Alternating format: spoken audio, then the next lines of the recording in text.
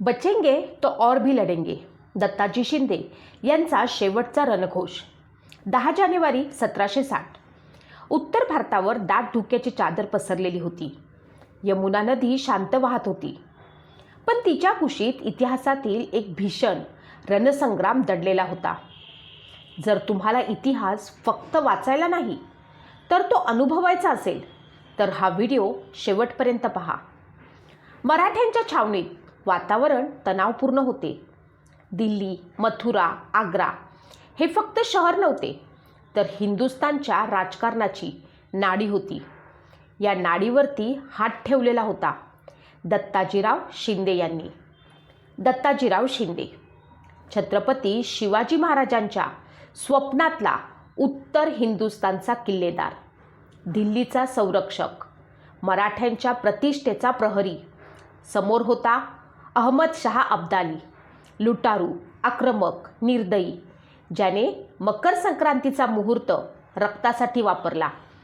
अब्दालीला एक गोष्ट स्पष्ट माहीत होती, जर दत्ताजीराव शिंदे आणि मल्हारराव होळकर यांच्या फौजा एकत्र आल्या तर यमुना ओलांडणे अशक्य होईल.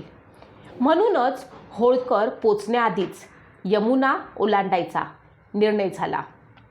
यमुनेवर मराठ्यांच्या चौक्या होत्या, घोडेस्वार, तोफखाना, गस्त. पण त्या दिवशी निसर्गही अब्दालीच्या बाजूने होता. घनदाट डुके, इतके दाट की समोरचा घोडेस्वारही दिसू नये.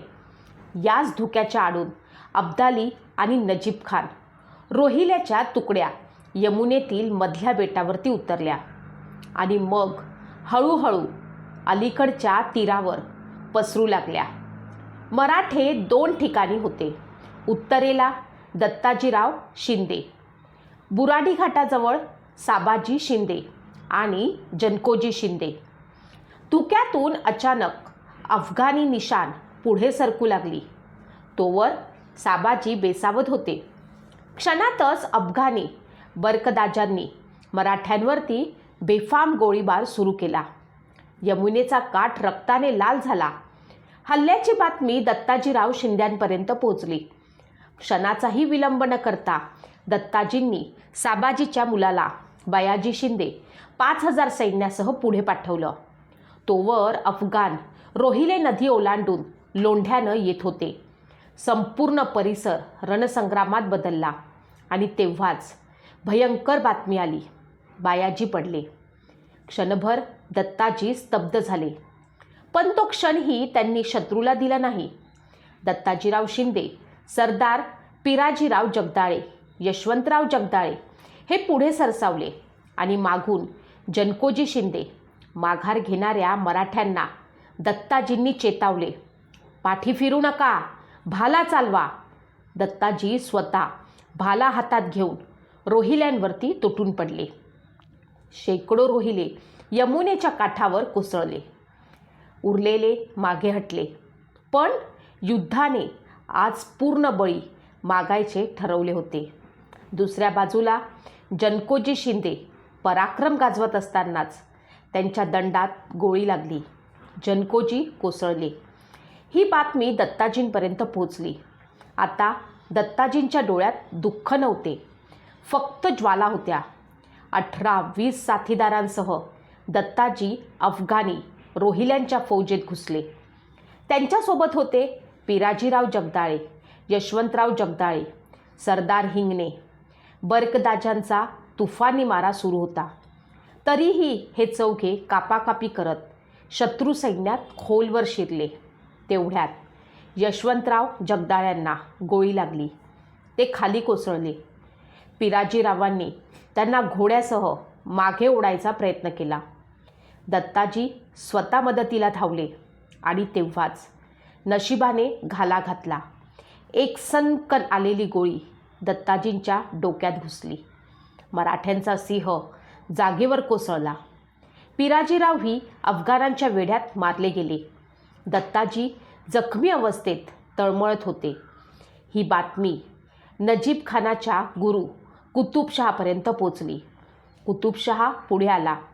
रक्तबंबाळ अवस्थेतही दत्ताजींच्या चेहऱ्यावरती पराभव नव्हता. कुतुबशहाने दत्ताजींची मान पकडली. हातातला खंजीर डोळ्यासमोर नाचवत तो म्हणाला, बोलो पाटील, और लढोगे.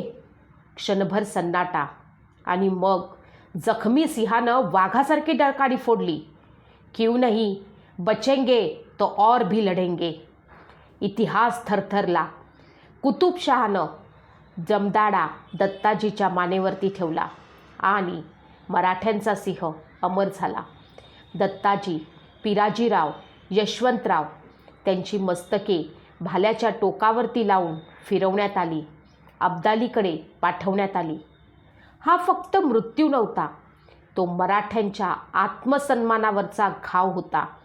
मराठ्यांनी दत्ताजीच्या जीवाची शिफारस केली होती, पण कुतुबशहानं ज्या क्रूरतेनं दत्ताजींची हत्या केली तो अपमान मराठे कधीच विसरले नाहीत. पुढील वर्षात उत्तर हिंदुस्थानात राजकारण बदललं. शिंदे, होळकर, पानिपत. इतिहासानं अनेक वळणं घेतली. दत्ताजींचा सूड राजकीय, सैनिकी पातळीवरती घेतला गेला. पण दत्ताजींच्या मृत्यूने मराठे संपले नाहीत. उलट तो मृत्यू मराठ्यांना पुन्हा उभं राहायला शिकवणारा ठरला. यमुनेच्या त्या काठावर एक देह कोसळला होता, पण मराठ्यांच्या इतिहासात एक अमर अध्याय कोरला गेला होता. 10 जानेवारी 1760 हा फक्त एक दिवस नाही, तो आहे त्या शौर्य आणि न झुकणाऱ्या मराठी वृत्तीचा जिवंत पुरावा. देह शत्रू मारू शकतो, पण स्वाभिमान आणि इतिहास कधीच नाही. दत्ताजी शिंद्यांच्या या बलिदानाबद्दल तुम्हाला काय वाटतं? एका शब्दात कमेंटमध्ये नक्की लिहा. जर हा इतिहास तुमच्या मनाला भिडला असेल तर हा व्हिडिओ शेअर करा. इतिहास जिवंत राहतो तो शेअर झाल्यावरच. इतिहास सांगणारे खूप आहेत, पण इतिहास जगवणारे आपण असूया. जय हिंद.